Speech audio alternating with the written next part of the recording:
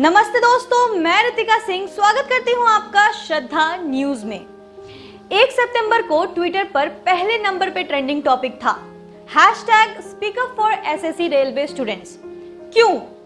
क्योंकि विद्यार्थी संयम से सरकार पर भरोसा लगाकर बैठे हुए थे कि सरकार उनके हित में कार्य और अपने कर्तव्य पूरा करेगी। पर संयम का बांध इस दिन टूट गया। बेरोजगारी और सरकार के कार्यों में शिथिलता से परेशान होकर विद्यार्थियों ने सरकार को सवालों के कटघरे में खड़ा किया। एसएससी सीजीएल के तीसरे टायर के एग्जामिनेशन रिजल्ट अभी तक क्यों नहीं आए? रेलवे एनटीपीसी जिसके फॉर्म 2019 मार्च में ही भर दिए गए थे, उनके एग्जाम अभी तक क्यों नहीं हुए? एसएससी 2017 के विद्यार्थियों की ज्वाइनिंग अभी तक क्यों नहीं हुई? आपको बता दूं कि एसएससी सीजीएल के एग्जाम 4 टायर में होते हैं, जिसके तीसरे टायर का ही रिजल्ट लगभग 1.5 साल से नहीं आया है। रिजल्ट आने के बाद चौथे टियर के एग्जाम और फिर ज्वाइनिंग होगी, जिसमें अभी के परिस्थिति के हिसाब से लगभग 3 से 4 साल तो लग ही जाएंगे। 2017 के विद्यार्थी तो अभी तक बैठे हुए हैं। क्या सरकार की युवाओं के प्रति ये लापरवाही उनको बेरोजगारी की तरफ नहीं ढकेल रही, या अब नौकरी पाने के लिए युवाओं को चुनाव तक इंतजार करना पड़ेगा? चलिए देखते हैं इस पर विद्यार्थियों का क्या कहना है। 2017 की अभी तक ज्वाइनिंग नहीं आई है। सीजीएल 2018 के टीयर 3 का रिजल्ट नहीं डिक्लेयर किया गया है। 2019 के टीयर 2 का पेपर नहीं हुआ है और 2020 के एग्जाम का कुछ नहीं पता। और हमें सपने दिखाए जा रहे हैं सीईटी जो कि 2021 में होगा। प्लीज पहले आप अपने 4 साल का बैकलॉग निपटाइए। मैंने मई 2018 में फॉर्म फिल किया था एसएससी सीजीएल का। उसके 1 साल के बाद जून 2019 में हमारा प्री कंडक्ट कराया गया था, जिसमें मेरा अच्छा स्कोर था। उसके बाद मेंस कंडक्ट हुआ सितंबर 2019 में, उसमें भी मेरा डिसेंट स्कोर था। तो मुझे लगा था कि चलो इस बार मेरी जॉब कंफर्म है। इसके बाद असली खेल शुरू होता है जब 29 दिसंबर को हम लोग अपना डिस्क्रिप्टिव दे के आते हैं, जो कि टीयर 3 है सीजीएल एग्जाम में। उसके बाद आज 250 दिन हो गए हैं और अभी तक कोई भी रिजल्ट नहीं आया है। बच्चे बहुत ज़्यादा परेशान हैं। Please bring transparency in examination process.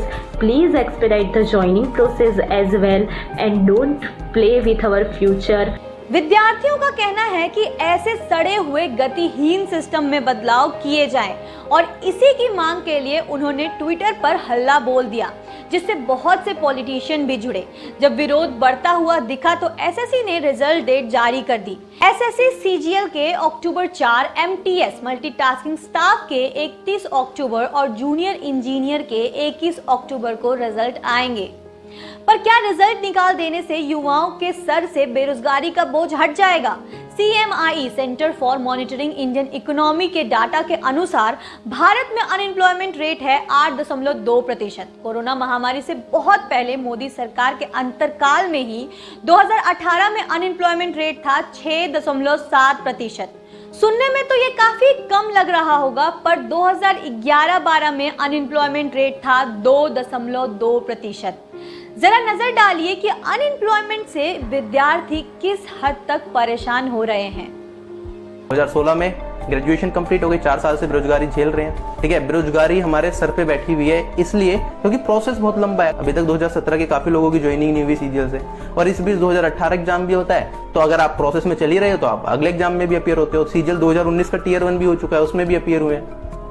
करें क्या? कोई ऑप्शन नहीं, क्योंकि जॉब है नहीं, खाली है, तो एग्जाम में अपीयर भी हो जाते हैं, ये सोच के कि एक अच्छी जॉब मिल जाएगी। हम लोग की कंडीशन ऐसी हो गई है कि हम लोग मतलब ना ही किसी को कुछ बता पा रहे हैं, ना ही कुछ झेल पा रहे हैं, क्योंकि हम लोगों के हाथ में केवल पढ़ना था, वो हम कर चुके हैं। 1962-63 के बाद पहली बार अनएम्प्लॉयमेंट रेट इतना गिरा है, जिस पे विपक्ष ने भी मोदी सरकार से कड़े सवाल पूछे। सवालों से याद आया, संसद का सत्र 6 सितंबर से शुरू होने वाला है, पर कोरोना महामारी को देखते हुए इस बार प्रश्नकाल नहीं होगा।